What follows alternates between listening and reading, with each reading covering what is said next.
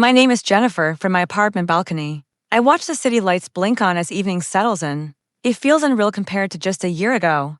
When I was running between jobs, my legs sore, mentally counting tips to see if I could cover rent. Now, I finally let myself breathe a few days ago. My mom texted to ask if Sunday coffee was still on.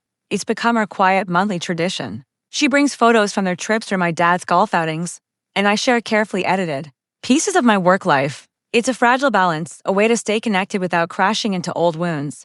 But it wasn't always like this. I still remember the family gathering at my parents' suburban house.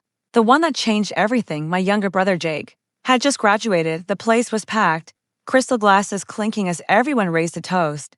My dad's voice swelled with pride, the kind he saved only for Jake, as he announced that his son was ready to take on the world. Everyone smiled at Jake, who soaked it in with polished humility. I stood frozen in the doorway, invisible in my own family. The bookstore logo on my uniform peeked out from under my jacket, making me feel painfully out of place among the cocktail dresses and press suits. After an 8-hour shift, I hadn't even had time to change. Then my dad handed Jake a small silver box. When Jake opened it and saw the key fob to a luxury SUV, his eyes went wide.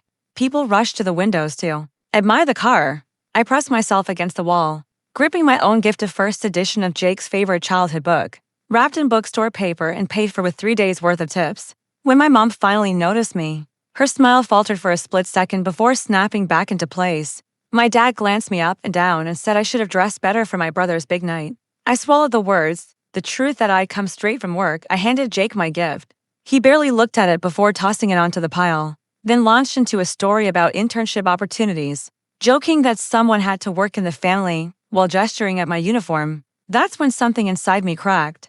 Every overlooked moment came rushing back. My parents showing up late to my high school graduation because Jake had a baseball game. The used luggage I got for my 18th birthday while he received the newest gaming console. My dad asking how I pay for college instead of congratulating me.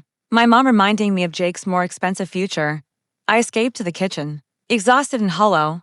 That's where I met Uncle Tom, my dad's estranged brother, someone I barely knew. He asked me what I was working toward, a question no one had asked me in years. We met at a cafe the next day. He told me he was a CEO of a major operations consulting firm called Summit and Company. He noticed how organized I was at the bookstore and offered me an entry-level operations internship. It was terrifying. I'd have to quit both jobs, buy professional clothes, and risk failing completely. But I was tired of playing it safe. I sent in the application and started preparing for a new life. On my first day at Summit and Company, I arrived early. The building towered above me, a 42-story wall of glass and steel inside. I felt small among the polished professionals moving with confidence. My operations manager, Miss Thompson, handed me my first assignment, organizing the client database.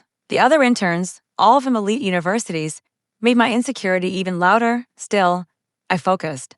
Just like during the morning rush at the cafe, I found order in the chaos. I stayed late, building a clean, color-coded system that actually made sense. The next day, Miss Thompson reviewed my work and looked genuinely impressed. She even invited me to sit in on a client meeting. One of the interns muttered that it was beginner's luck, but I knew better. I earned that moment. I wrote "I belong here" on a sticky note and stuck it to my monitor.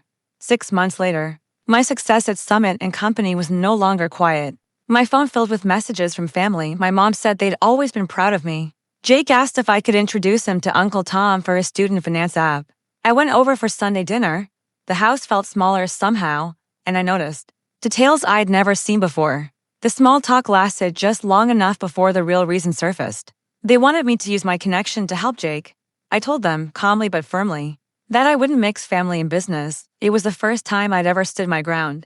After that, Jake kept pushing for meetings, and my dad even called the office more than once. My mentor, Diane, shared her own story about setting boundaries with family, and it gave me clarity. I sent an email to my parents and Jake, clearly explaining that my professional relationships weren't bargaining chips. On Jake's birthday, I had dinner with Uncle Tom at his favorite Italian restaurant. He told me he gave me a chance because I built my path quietly, unlike my dad, who chased shortcuts, or himself, who once refused to bend. The next morning, I sent Jake a book on entrepreneurship with a note about the value of real effort. Later that day, I shared photos from a mentoring program I'd started for young professionals. Now, I'm standing on the edge of another promotion. My parents are slowly learning to respect my boundaries, and I've built a chosen family at work, grounded in respect and trust. I'm ready to walk into Summit and Company and see my new nameplate. Jennifer, Operations Manager. I'm ready to build something that lasts, not just a career, but a life shaped on my own terms.